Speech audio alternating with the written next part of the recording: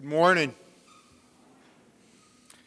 On behalf of the students, faculty, and staff of East Georgia State College, welcome to our Fall 2013 commencement.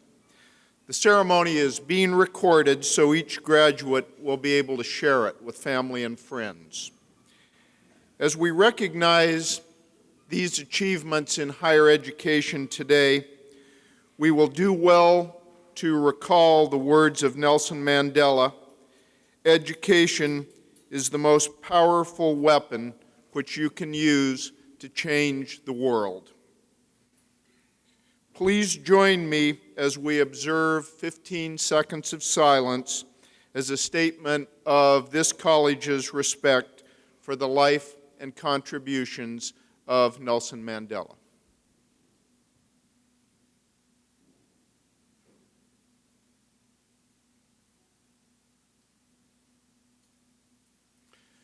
This morning, please take note of students wearing academic insignia to recognize their special achievements.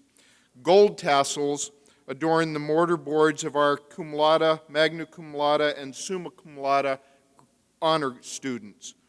Gold and blue cords signify membership in the Phi Theta Kappa Academic Honor Society. Green and gold cords signify students who have pledged to complete college through an initiative sponsored by Phi Theta Kappa. Service to community is part of who we are at East Georgia State College. For the very first time this semester, students who have met high standards for service are being recognized by the inclusion of a Service Seal of Distinction on their diploma. Graduates, few days as special as this take place in one's lifetime. As we begin this momentous ceremony, breathe deeply and enjoy this moment because you've earned it. Quickly recall a special learning moment at East Georgia State College. Smile. Commit that moment to memory. Silently commit to say thank you today to all of those special people who helped you achieve what you are celebrating today. Tonight, dream in vivid colors about the exciting and special future that awaits you. Families and supporters of our graduates, let me share with you a story I shared yesterday with the graduates.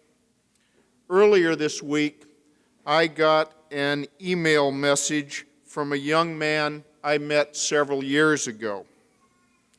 At the time we met, he was deciding whether to return to college after quite a long break. After talking with me and others, he made the decision to pursue his degree. Then I didn't hear from him for quite a few years. This week, the note he sent me was an invitation to attend his college graduation.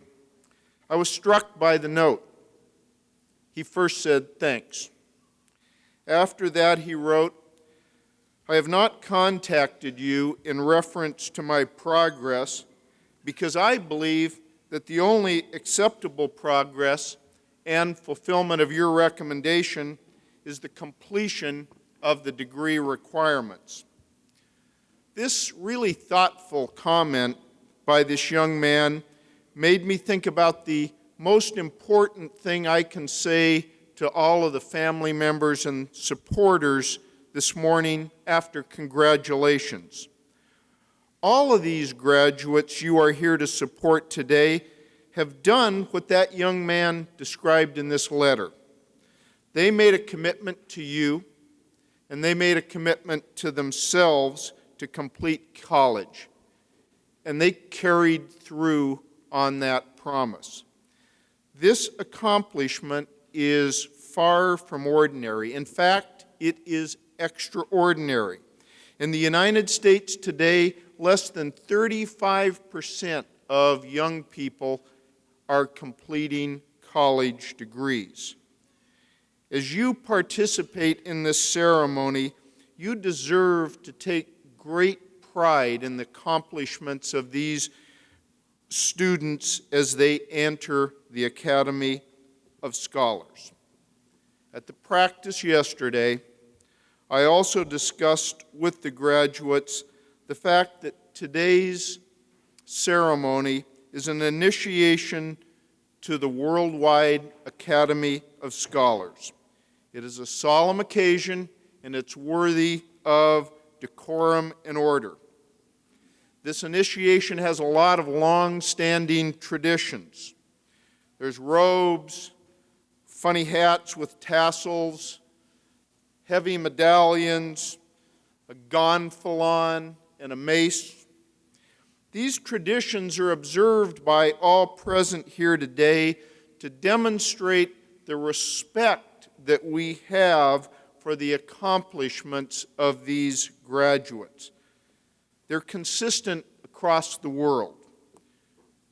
Please remain standing now. As we stand together, Mr. Gilbert Westbury will lead us in the singing of God Bless America. Please pay particular attention to the first verse as Mr. Westbury sings it. We will then join Mr. Westbury in singing the refrain. The words are in your program. Reverend Benny Brinson, the minister of St. James Baptist Church and the college's Vice President Emeritus for Student Services, will then deliver our invocation.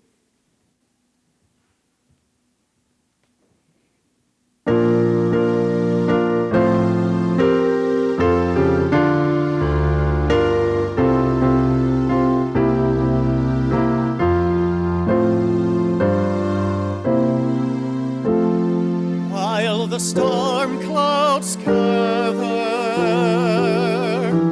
far across the sea. Let us swear allegiance to a land that's free. Let us all be grateful so fair as we raise our voices in a solemn prayer. God bless America, land that I love. Stand beside her and guide her, unite with the light from above, from the mountain to the prairie, to the ocean, white with gold. God bless America, my home, sweet home. God bless America, my home, sweet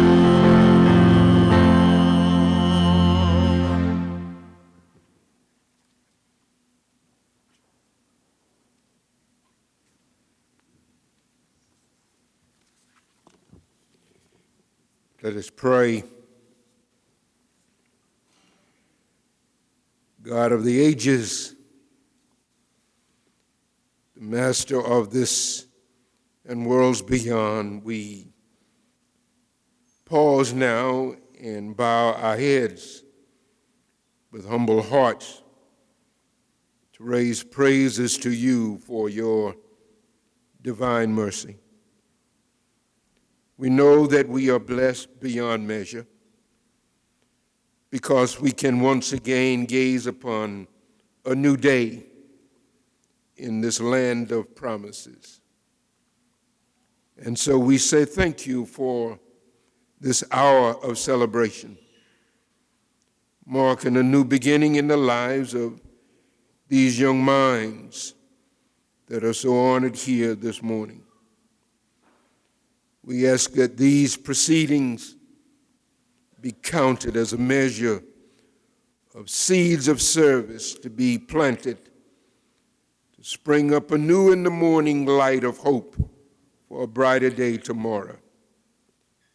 Guide us, guide them as they move along this way to serve you, our Father, by serving others. We beseech you now to keep us from falling from your eternal grace and love. Almighty God, our Father, for this we pray. Amen.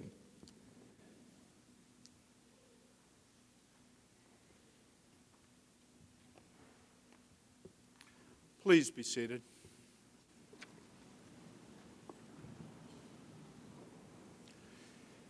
It gives me great pleasure to introduce our alumni speaker this morning. Ivy Cadle is a native of Swainsboro and a 1997 graduate of East Georgia State College. While attending East Georgia State College, Ivy was student body president and was named to the first team of the All-USA two-year college academic team. Following East Georgia, Ivy graduated cum laude from the University of Georgia with his bachelor's degree and then his master's in accounting. Law school was next on the agenda, and he graduated from the Walter F. George School of Law at Mercer University. Ivy is currently an associate with Baker, Donaldson, and Macon, the country's 66th largest law firm.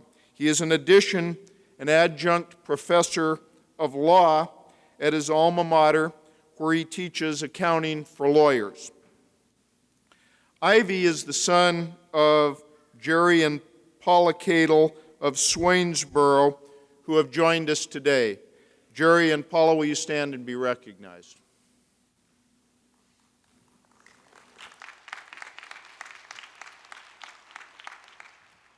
Ivy is a man with many interests and a record of achievement over the course of his life. He is an Eagle Scout, a published author, and an airplane pilot. His wife, Leslie, who is with us today, is also an attorney, and Ivy and Leslie reside in Macon, Georgia. Join me as we welcome Ivy back to East Georgia State College. And Leslie, please stand and be recognized with Ivy as he comes to the podium.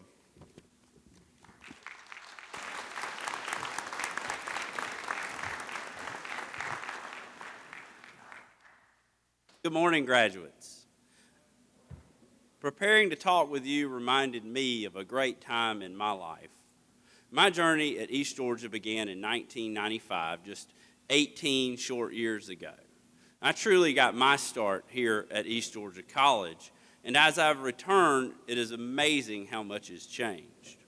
When I was at East Georgia, there were no dorms, there were no athletics. This school gave me my first email address, and the internet was new.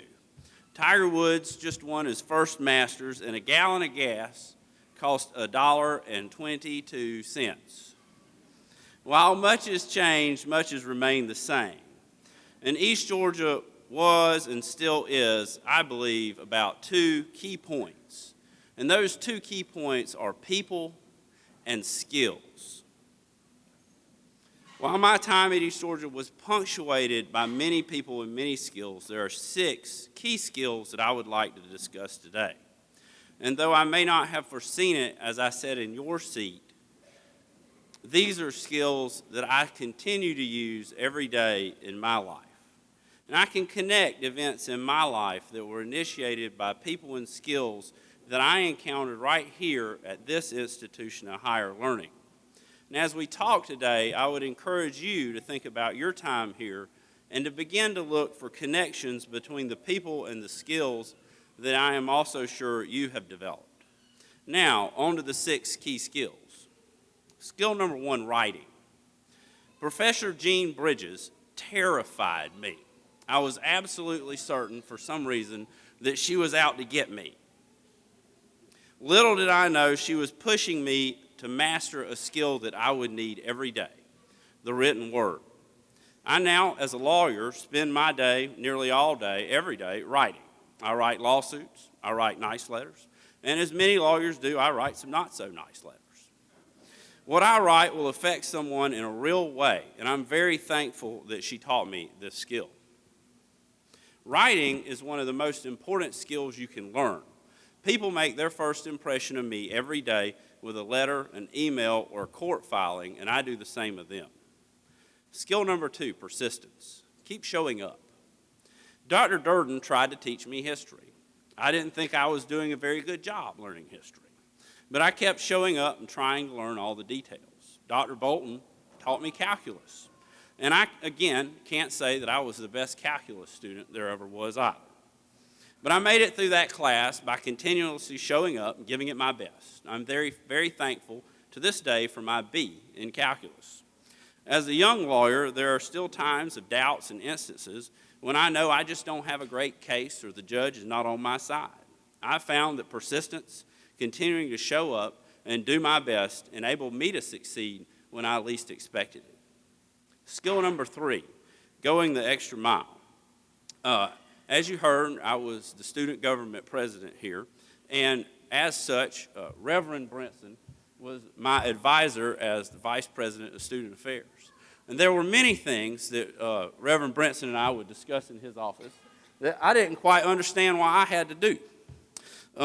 Little did I know that doing those things was promoting the students, was promoting the college, and frankly, because of him, made me look good. And so, as a lawyer, I found that going the extra mile, even if it's not directly related to the task at hand, reaps dividends with clients and judges. Skill number 4, memorization. John Blackburn, who's sitting over there, was, and probably still is, quite feared among the students of East Georgia College. I had him for college algebra. Somehow, after I suffered through that, I figured out his trick. Once you do the homework and you're near the end of the semester, and this was granted back in 1997, you had to memorize the form of the practice exam. If you could memorize how that practice exam was written, you did pretty good. The memorization tricks I learned from Dr. Blackburn proved invaluable. Those same study skills helped me get an undergraduate degree in biology, a master's degree in accounting at the University of Georgia. They got me through the CPA exam, law school at Mercer, and then the bar exam for the State Bar of Georgia. Skill number 5, curiosity. Professor William Donaldson wanted to know how everything works, and though he taught chemistry, he had a drive to figure out the answer to any problem. He was good at nearly everything. If you really want to know how life comes full circle, you should know that while Professor Donaldson no longer teaches chemistry, he's continued his practice as a real property surveyor. In his practice as a real property surveyor, he's actually served as a critical expert witness for me in a boundary dispute case where his curious nature drove him to determine what actually caused the problem that led to this somewhat ridiculous dispute amongst two parties. Thanks to his curiosity, we were able to figure out our case and explain it to the jurors who ultimately found in favor of my client. Skill number 6, make friends. It's easy to be intimidated by your college professors. They're older than you are. They know a great deal about a topic you're trying to learn. And if you were like me, you'd usually just try to get out of there as quickly as you could. After all, that person's going to give you a test and a grade sooner or later. More importantly, there was the possibility that you might say something dumb, which was embarrassing. Fortunately, I got over that, and during my time, I had the honor of having Marvin Baker as my biology professor. He also hired me as his research assistant, and I held that job up until graduation. During my time with Marvin, I found that he was a caring and compassionate soul who taught me far more than biology. He taught me the love of nature and the outdoors and the understanding of natural things and the importance of relationships. How did he do this? Simply put, our time was not confined sitting in a classroom and reading from a textbook. We spent time out on the lawn planting trees. We were out on the nature trail fighting poison ivy. We were planting plants in the greenhouse and working in the labs, ridding them of toxic germs with lots and lots of Clorox. When you look at the school's website, it talks about East Georgia's commitment to critical thinking. Marvin was the leader of the pack when it came to East Georgia's early commitment to critical thinking and producing students who could do so. He used those times, and he taught me through what seemed like simple manual labor, and he taught me how to think. He taught me how to analyze a problem and find a solution. I kept in touch with Marvin after I graduated, and I learned how to truly be friends and develop a close relationship with someone who was once my teacher.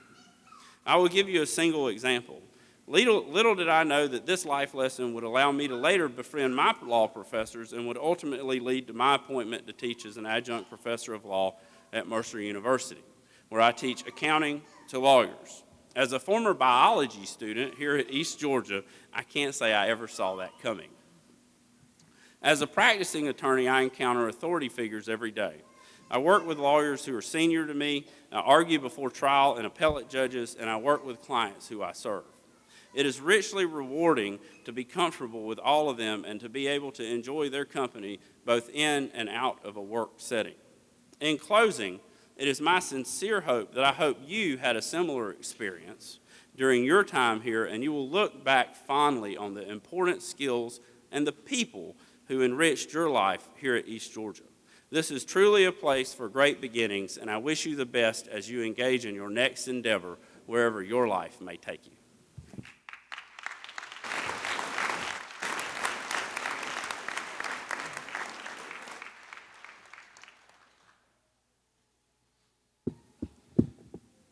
Thank you, Ivy, for those thoughtful and excellent comments. It's greatly appreciated.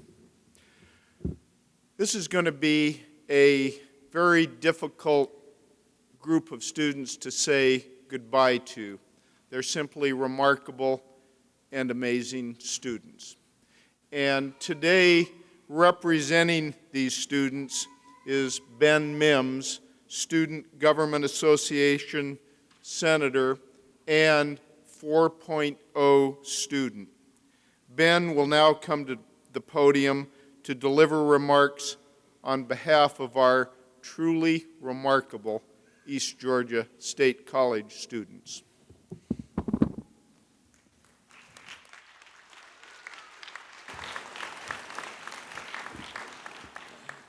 Talk about all ball out. As you said, I'm Ben Mims, and I'm a current student here at East Georgia State College, as well as a member of the Student Government Association. And when they asked me to speak, I kind of wondered what would a current student say to a graduating class, and this is pretty much what I could think up. At the age of 87, Michelangelo is credited as saying, "Ancora imparo, I am still learning." Today, we are here not to celebrate the end of your time learning, but what time you have spent here at this college learning and what you have now accomplished due to that. And as I look out at this group of people who I've spent quite a few semesters with now, I'm envious, but I'm also a little hopeful. And you all have reached a goal which to me and other students has seemed very elusive at times, and probably to you at some point. And being here today, you have proved, though, that it is possible to attain. The fact that you are all sitting here proved that you had earned this moment. Your caps and gowns prove that you have fulfilled the requirements necessary to graduate from this college. But as I said, I know many of you, and simply saying that wouldn't be enough, because these people seeing you sitting here today know that you have completed your academic requirements, otherwise you wouldn't be here. What they don't see are the ones who have held one or multiple jobs, are the ones that have remained active in student activities both on and off campus, devoting much of your time to make sure they went through without any complications. Some of you have had very rough family responsibilities that you've had to make sure you were involved in throughout your time here. And some of you have even raised children. And today, you're not only recognized for your academic pursuits, but the fact that you were able to do that while juggling all those responsibilities. For some of you, this may be as far as you go in your academic pursuits. For some of you, this is just a checkpoint on your way to a goal further down the road. But I believe I speak for everyone here when I say I wish you the best of luck wherever you go. As I and Dr. Bowman have mentioned, I'm a member of the Student Government Association at this college, and I have had the privilege of working alongside both my fellow SGA and student ambassadors, many of whom I see graduating here today. As a member of the SGA, it is our responsibility to represent you, the student body, during your stay here. But while I know that this time has been very hectic for all of you, I feel it is my duty to remind you that when you leave here, our roles are going to be reversed. It's no longer going to be me representing you, but you're going to be representing not only me, but every student that goes to this school, every professor who has instructed you during your stay here, all former and future graduates, and everyone who has the privilege of calling themselves an East Georgia Bobcat. Thank you, and again, congratulations.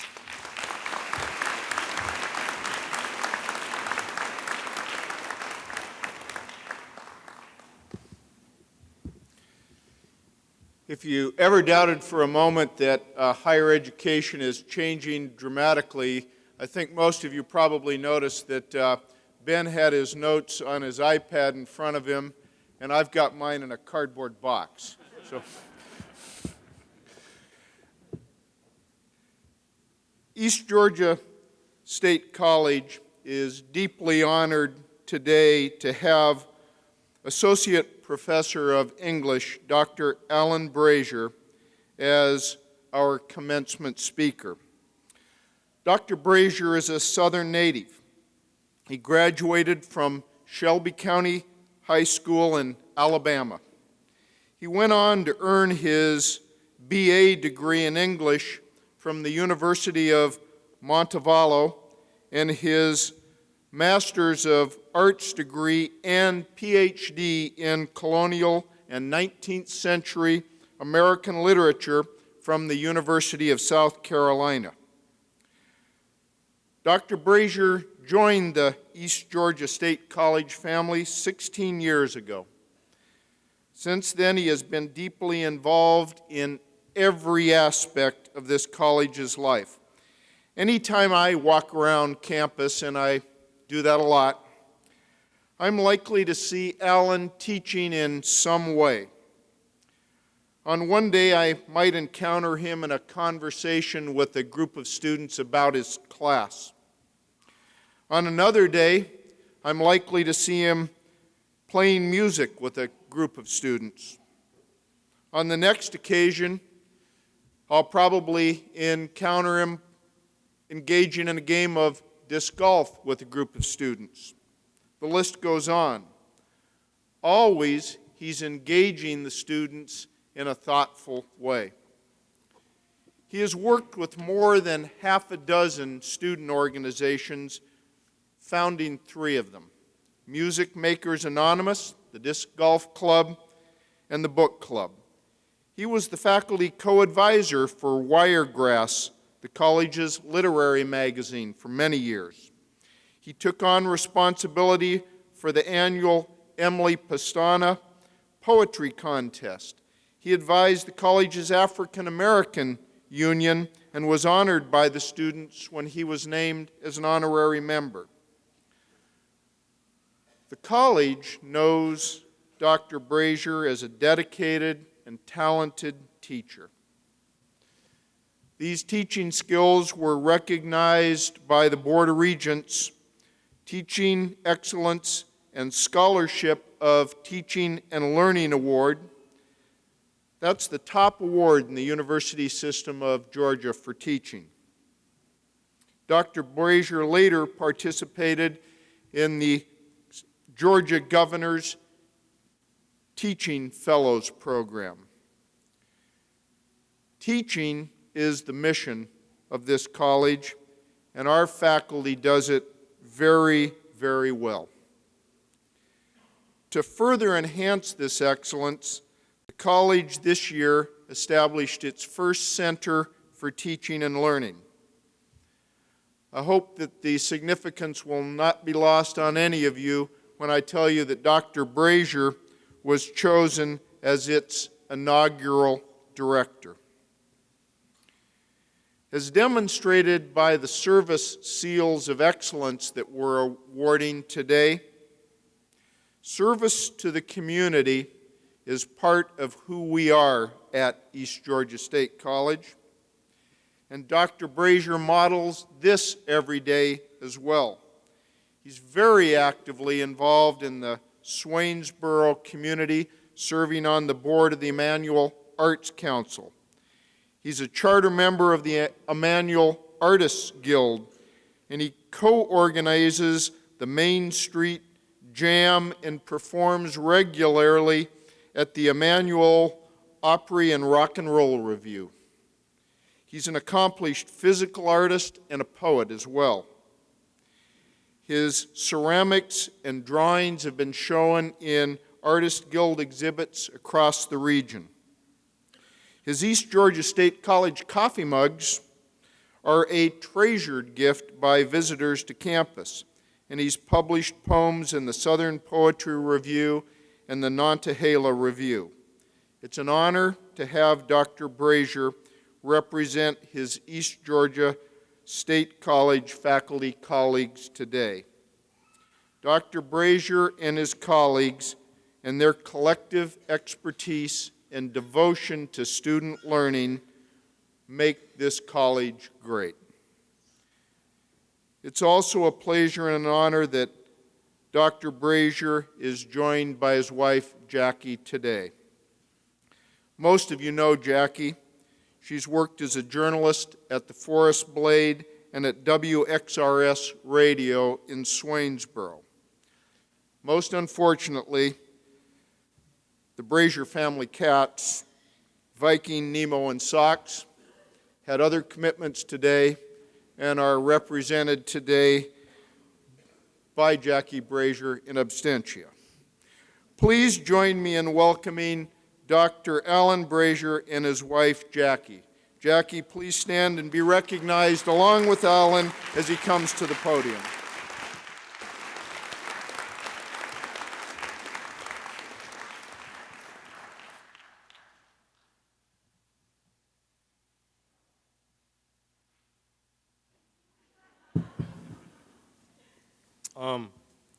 First of all, thanks for the introduction, Dr. Bomer. Introductions like that have the effect of making one feel old. And then I look up and see two of my former students seated with the faculty, and I know it's true. First, I want to thank the Student Government Association for inviting me to speak today. It's an honor to be chosen by students to participate in a celebration of student accomplishment. And I also want to thank the graduates for the effort they've put into earning their associate's degrees, and also those who have contributed to the success of these graduates. My thanks comes not simply as a college professor whose livelihood depends on the presence of students, but as a member of various communities that you'll be part of. And I think I have to put these on now.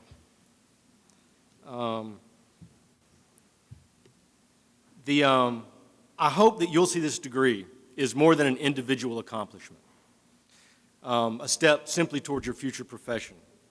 I hope it creates in you a sense of obligation to pursue actively the health of your various communities. A while back, I heard something on the radio that surprised me. It was a statement that corporations are bound by law to seek profit for shareholders before all other pursuits or concerns. The idea unsettled me a little bit. And so I began to do a little looking around, mostly Googling around. for information about this purported law. Along the way, I ran into an essay by two University of South Florida business professors, Alan Balfour and Susan Riggs Fuller. And that article cuts to the heart of my concerns. In their abstract, they assert that the general public is critical of corporate behavior that privileges profit-maximizing, organizationally centered decision-making processes, and that's their term, over a socially responsible, human-centered view. Again, it's their term. Now, I'm not qualified to analyze business law, but eliminating a socially responsible, human-centered view from decision-making, it troubles me because it takes a principle very dear to me and central to the founding of our country and reduces it to something narrow and paltry. That principle is enlightened self-interest, a principle championed by Scottish economic philosopher Adam Smith, and one for which French political philosopher Alexis de Tocqueville admired Americans. Now, self-interest is obvious. It's what it says. It's human beings seeking what's best for them. Most consider it foundational to human nature, and one of the reasons that capitalism has worked for so long. But enlightened self-interest adds a broader awareness to the equation of self-interest. Enlightened self-interest lies in understanding that we benefit not only from increasing our own economic and cultural wealth, but from the development and maintenance of the health of our communities. So why would an English professor take this opportunity to talk about corporate law? Yeah, I know, it's really coming down now. Well, I'm not really going to talk about that. The reason this resonates so strongly with me is because this reduction of enlightened self-interest strikes me as a parallel to the current pressures being brought to bear on higher education, and which may well, if fully realized, transform it into something other than the liberal education system the people seated on either sides of the graduates have devoted their professional lives to. Current pressures on higher education seem to push toward professional training, preparing students for professions, and quickly. Ultimately, I fear that this will result in whittling down of the courses in the general core, which already happens. We see it happen in some majors, where certain courses are no longer required. A transformation of this sort, it will prepare graduates for a profession. It'll get you into the workforce more quickly, and while on its face, that is an attractive notion, I'm not sure that it's the proper goal for college or university education. The fact is, your associate's degrees represent enlightened self-interest. Delivered through the general core classes that have made up the majority of your curricula at East Georgia State College, liberal education aims to provide a broad, foundational base of knowledge and intellectual skills that will help you both to succeed in your career and reach beyond its boundaries to be much more than your profession. Of course, that requires stepping outside the discipline of your major and into areas of intellectual inquiry that may be new to you, taking those courses that seem irrelevant to your major. Now, it would be more efficient simply to take the courses required of a given major, and I'm sure you've all felt that concern while you were in school. It would save time and money. It would get you out of those 40-odd hours of general core courses, but it would not provide the richest or most enlightened future. I hope you all recognize that your liberal education has equipped you to approach a broad range of concerns through a broader range of approaches by seeing them through an even broader variety of lenses. I see this play out when, for instance, literature students apply sociology and psychology theories to literary works that they read in my courses. I see it when students begin to understand the fractured narratives of modernism in relation to Picasso's Cubism. That interdisciplinary thinking is the thinking we need not only from our students, but from our fellow citizens. It is broad critical thinking that enlightens self-interest. It's always tempting and easier to think narrowly as you make decisions that involve your self-interest, to follow the profit motive unfettered by social and human concerns. But the enlightened individual understands how he or she benefits when all involved in a particular transaction are winners, and how to plot a course that creates more winners than losers. That understanding requires various thinking strategies and resources, the kind drawn from a liberal education. Now, with all this talk of the general core you've already completed, I'm not suggesting that you spend your lives looking backward toward what you've done here. In fact, in his 1837 Phi Beta Kappa address to Harvard's graduating seniors, Ralph Waldo Emerson warned of education that simply celebrates the past. This is quoting Emerson: "The book, the college, the school of art, the institution of any kind, stop with some past utterance of genius. This is good, say they. Let us hold by this. But they pin me down. They look backward and not forward. But genius looks forward."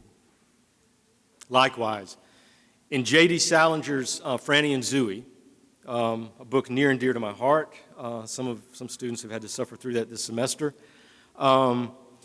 his fictional character, Franny Glass, complains, and this is quoting the character, that she never hears any hints dropped on a campus that wisdom is supposed to be the goal of knowledge. Emerson's genius and Salinger's wisdom both point to higher goals for education, and neither is professional nor narrow. Taken together, they suggest an ability to transform knowledge into something creative and discerning. Relegated to a stockpile of facts and ideas, knowledge will become meaningless and inert.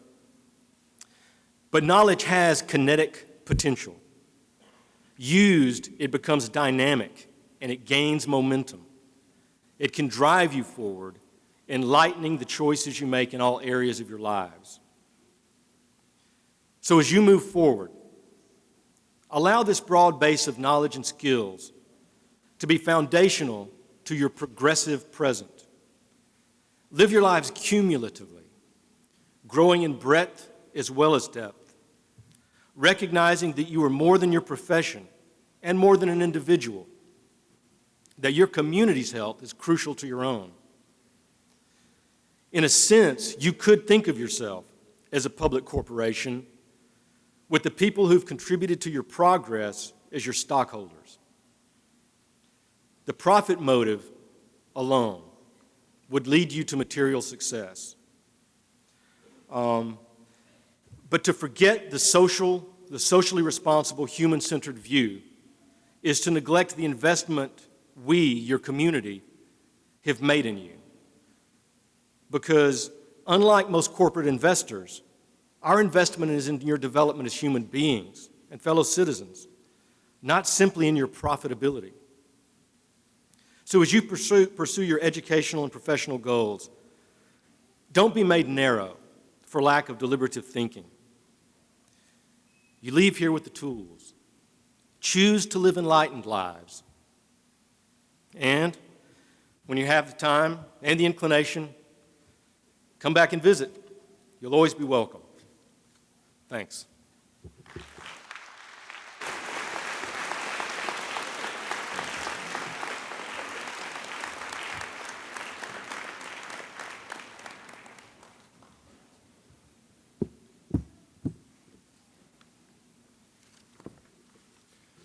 Thank you, Dr. Brazier, for challenging all of us here today. We greatly appreciate it. In a moment, we're going to award the diplomas, the moment you've all been waiting for. And what we have all gathered here to witness, your son, your daughter, your spouse, your friend walking across the stage with a diploma, all of that is a really joyous occasion. but it's also one that calls for proper respect and decorum, which appropriately reflects the importance of this major milestone in the lives of these graduates. So on behalf of the graduates and the college, I'm going to ask all of you to hold your applause and refrain from whistles, bells, and shouts until all of the names have been read. That will enable each graduate to have their own special moment and for us to hear the names of each of these very special people. Not to worry, we have an opportunity at the end for applause, and the graduates have promised me that they will truly raise the roof. Dr. Tim Goodman, Vice President for Academic Affairs, will now present the degree candidates. Dr. Goodman.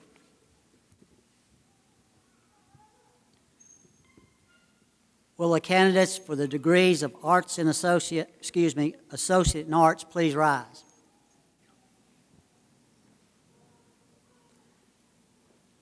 President Bomer, these candidates have completed all the coursework required for their degree and have been approved by the faculty. It is my distinct pleasure to present them to you for the conferring of their degree.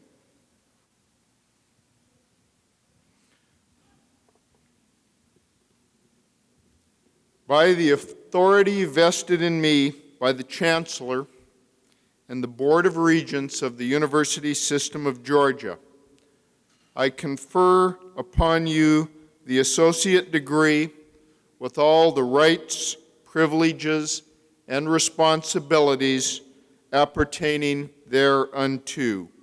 Please come forward and receive your diplomas.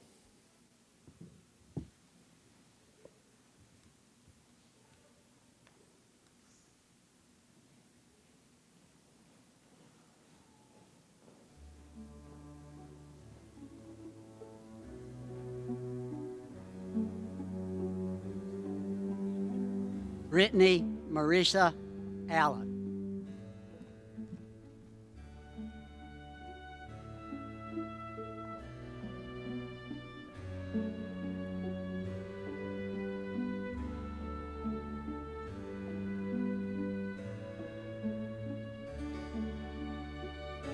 Candace Lane Altman, summa cum laude.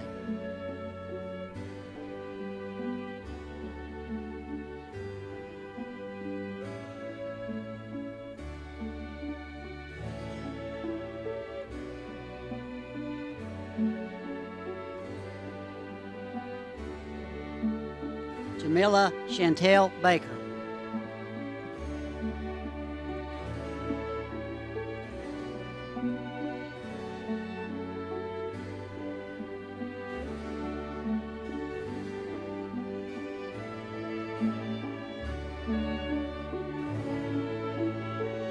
Caitlin Louise Beckworth, cum laude.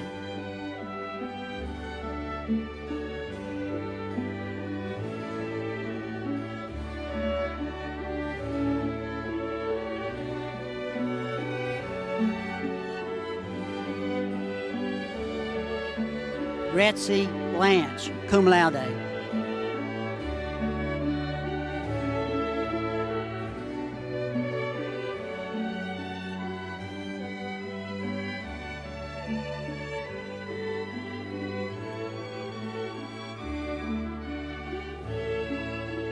J.T. Bowers.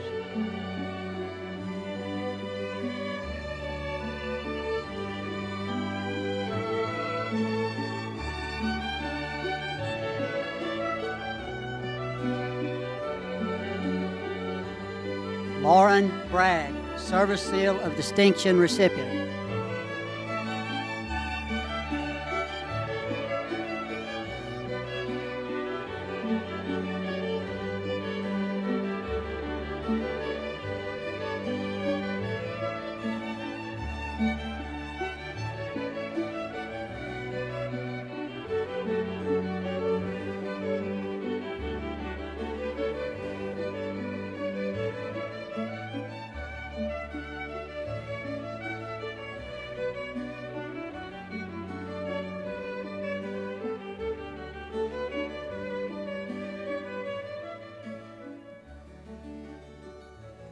Bradley D. Braswell.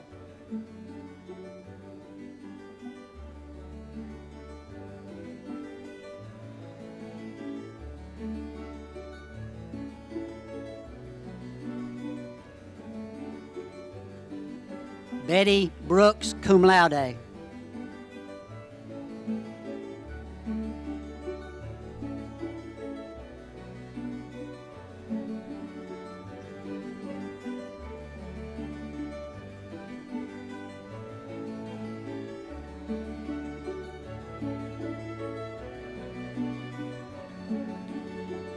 Jakira M. Brown.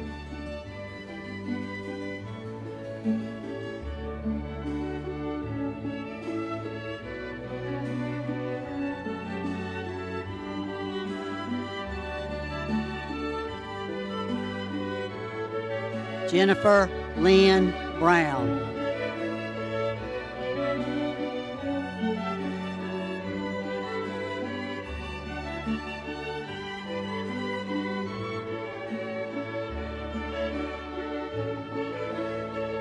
Tamisha Brown.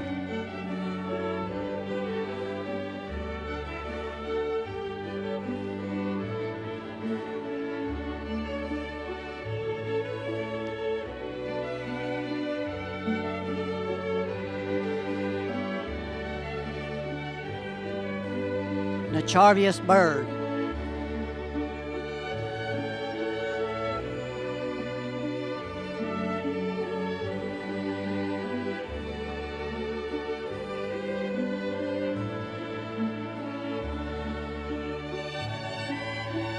Austin Marie Caruth, cum laude, Service Seal of Distinction recipient.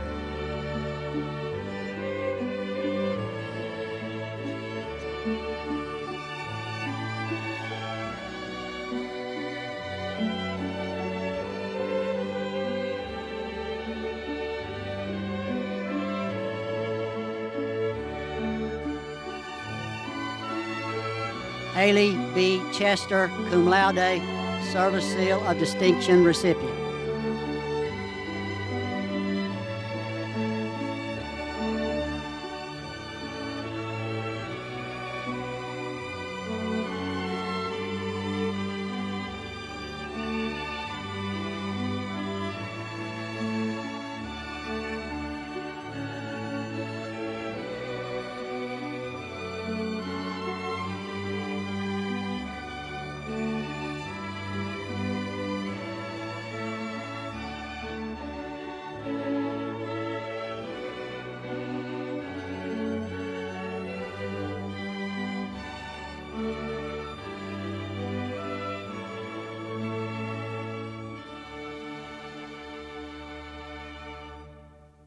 Kachandra Childers.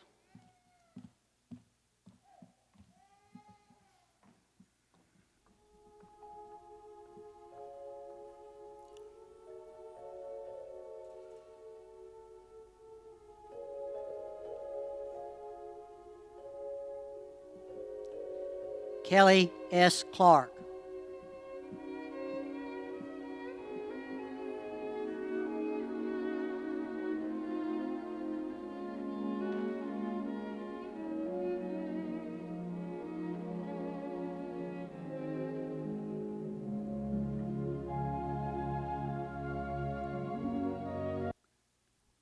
Bridget Coleman.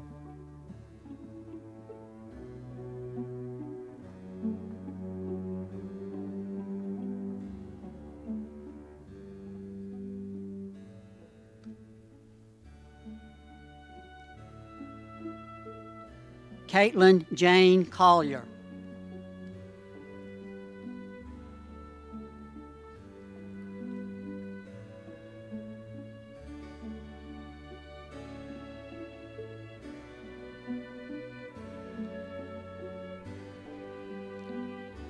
Kesley A. Curl.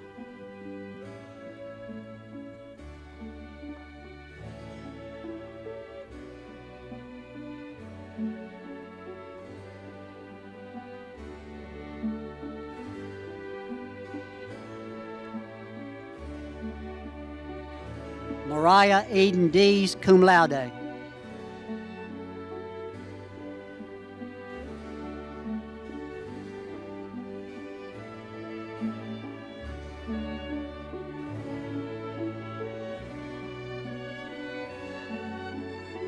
Chelsea Lakita Doyle Parker, Service Seal of Distinction recipient.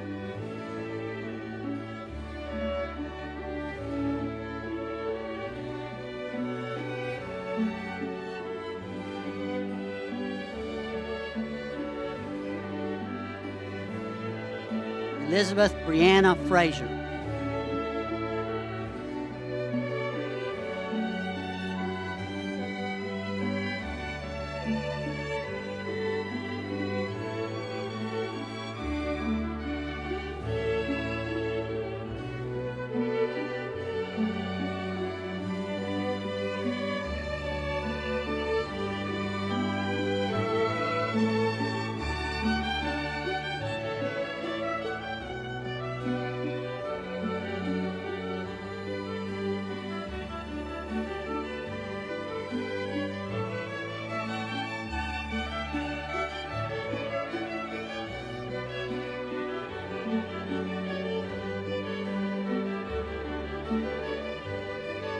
Macy K. Gay.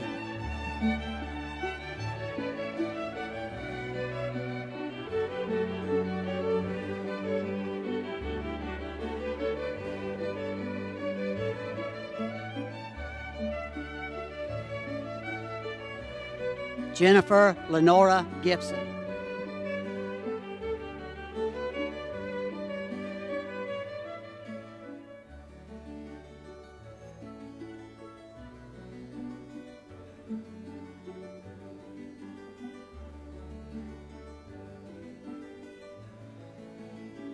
Nicole Ann Hagan.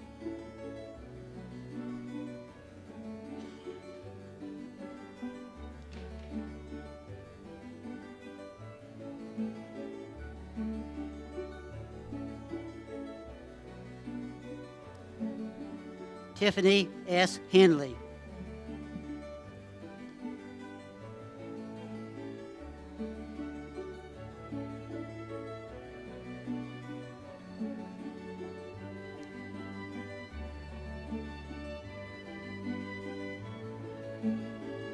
Matthew T. Hobbs.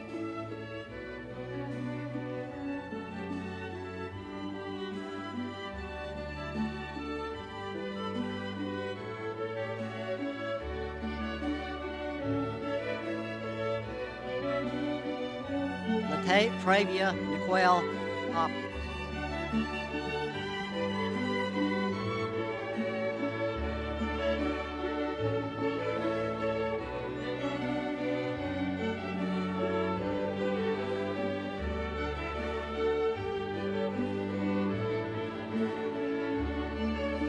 Raven Hudson, cum laude, Service Seal of Distinction recipient.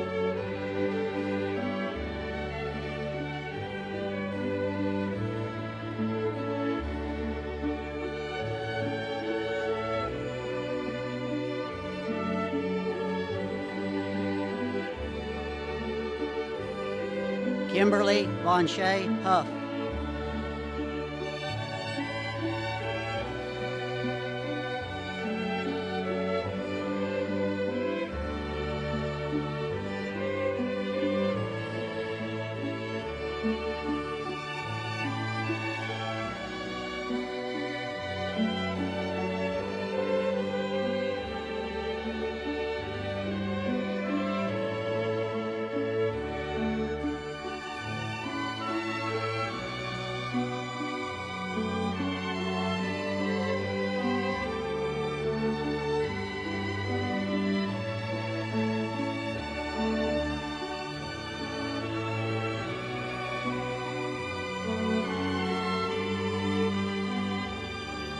Brittany Shantae James, Service Seal of Distinction recipient.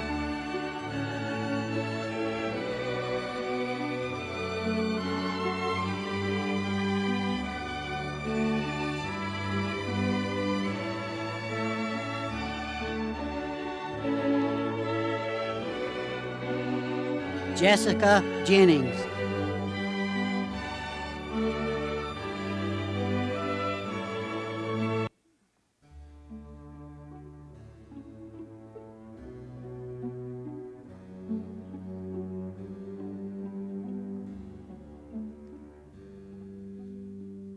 Hayward Johnson, summa cum laude, Service Seal of Distinction recipient.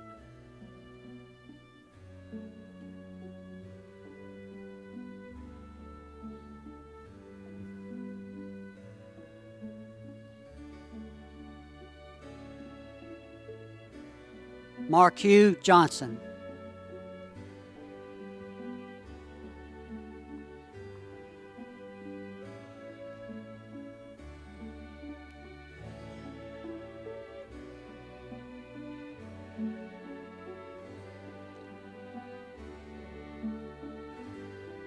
Abby B. Kemp.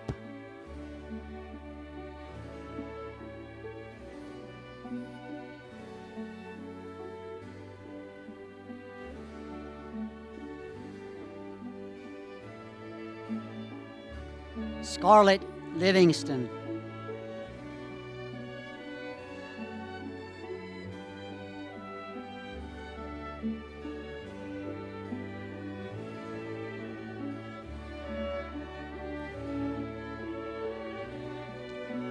Natalie Michelle Love, summa cum laude, Service Seal of Distinction recipient.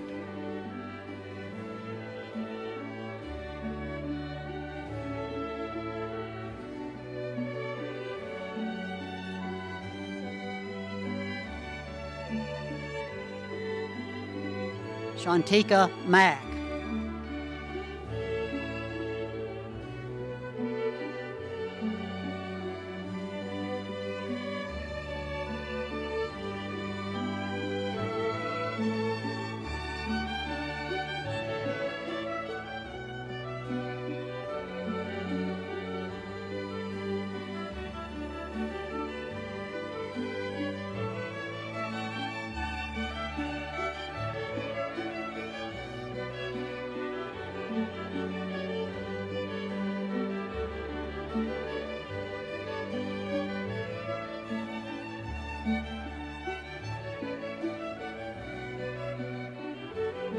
Lindsay E. Martin.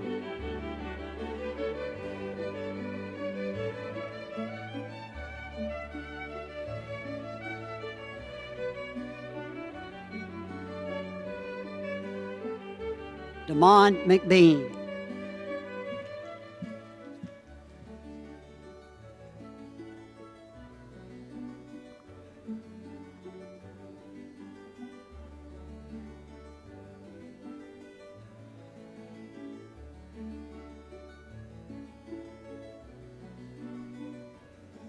Giovanna D. Moody.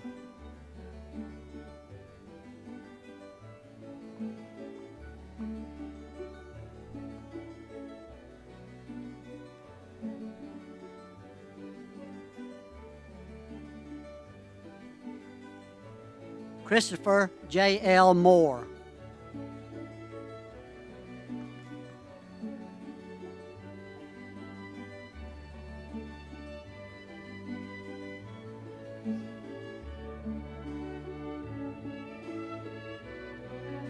Savannah J. Parker, Service Seal of Distinction recipient.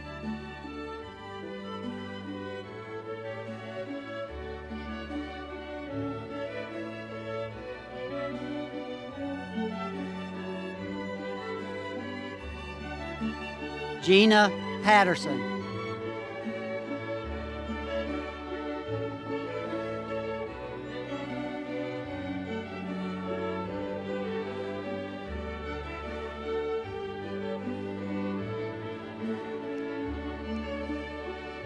Haley Pepin.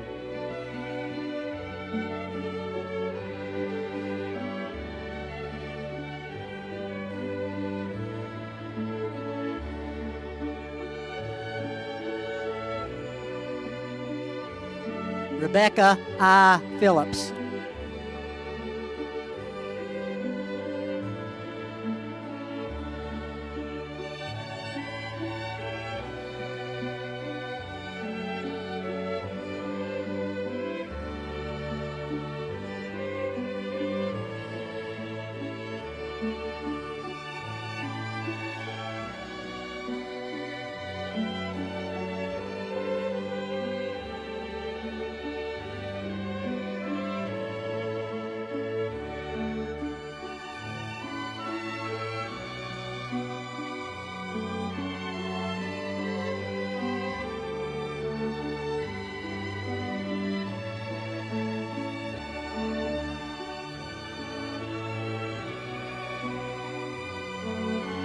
Jade R. Robinson.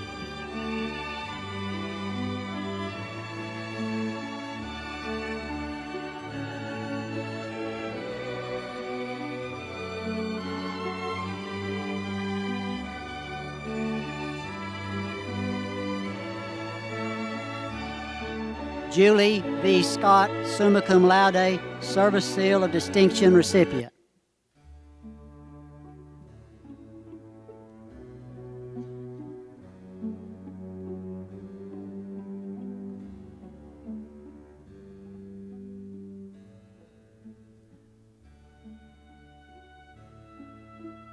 Brinsley Screws.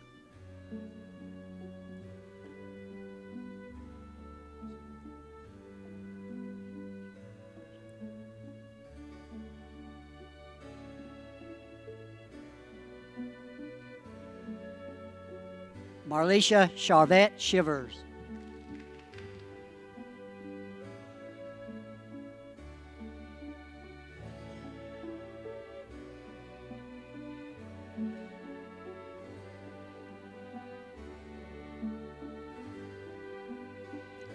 Casey Stovall, cum laude.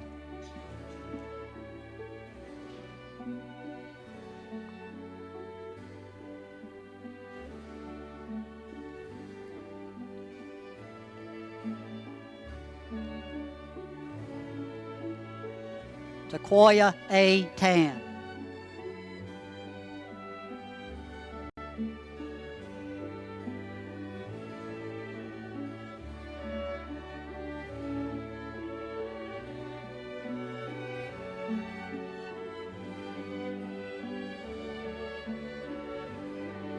Jennifer B. Taylor, cum laude.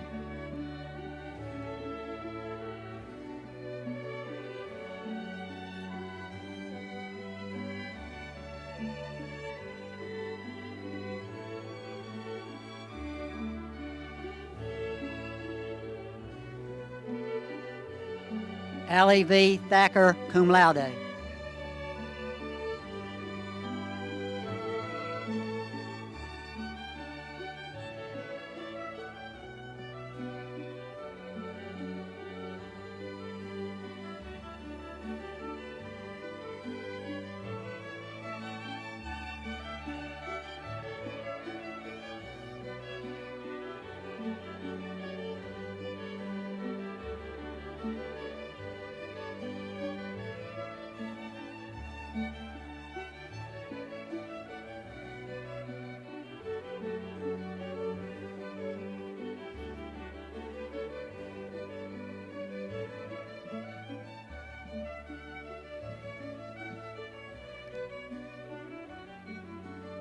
K.D. Thomas, cum laude.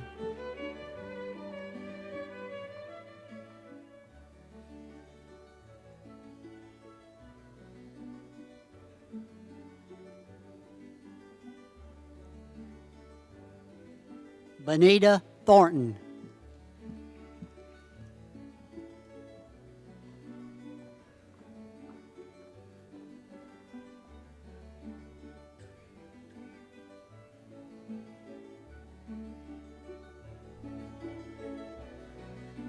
Kristen Victoria Toole.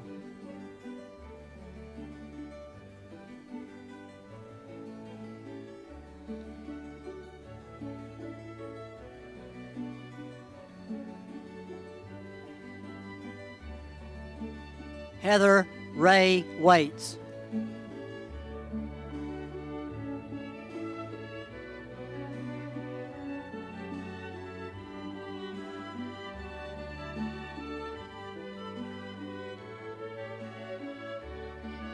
Jesse Shea Walker.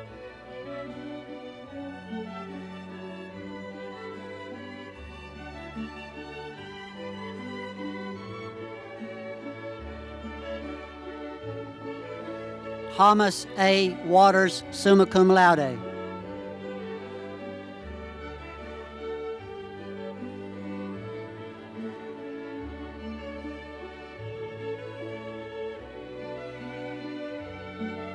Dustin Dwayne Watkins, cum laude.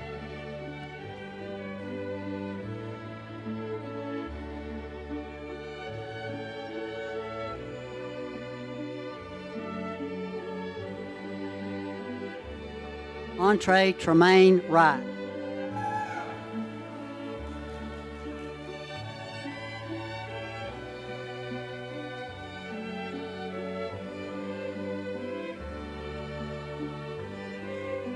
Henry Jacob Yarborough, Service Seal of Distinction recipient.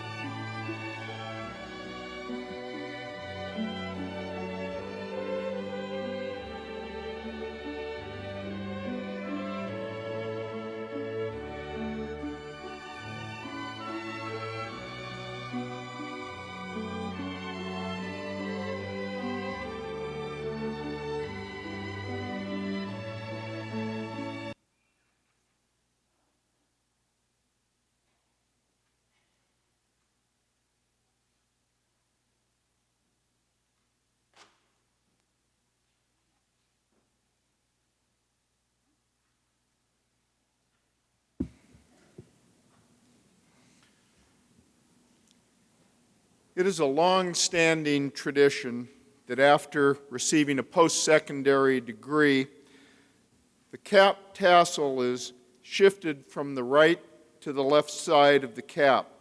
This signifies to all the completion of the degree. Graduates, please move your tassels.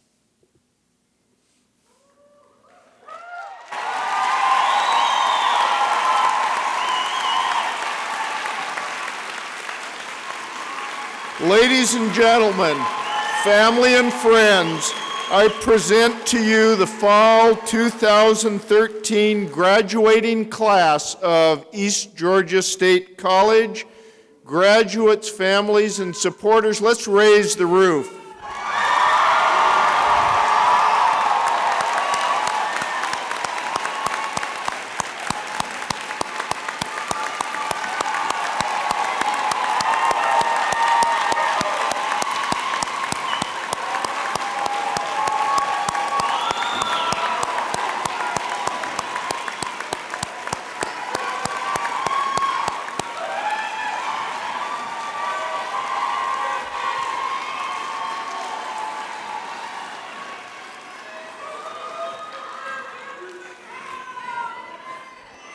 Graduates, your family and friends who helped and supported you as you earned your degree have just extended their very warm congratulations to you.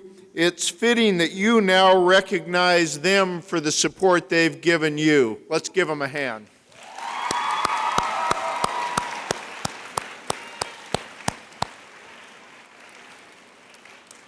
Also, the remarkable faculty and staff who led you on your educational journey, the one you completed today, have come today in their academic regalia to show their honor and respect for you. Please recognize all they've done for you. Let's give them a hand.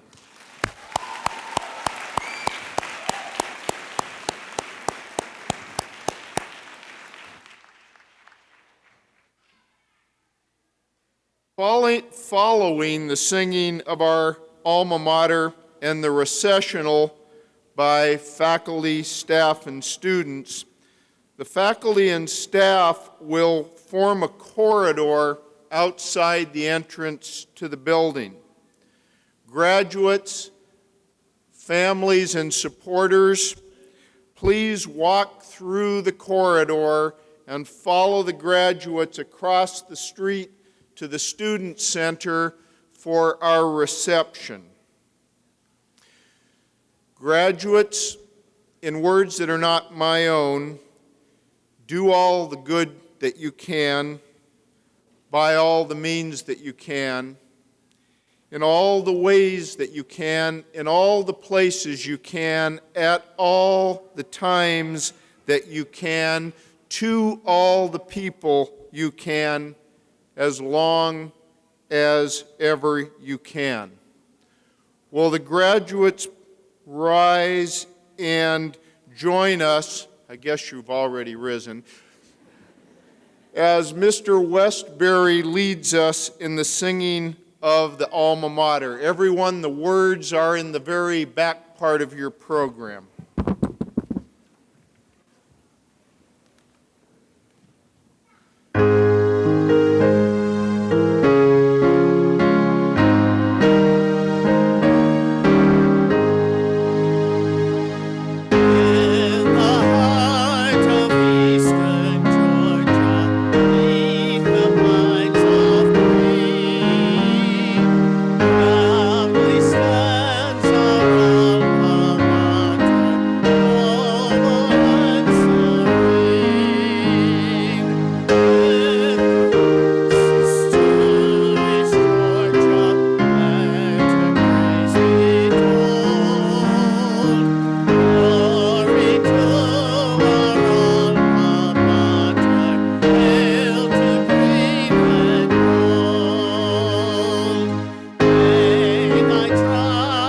Stone.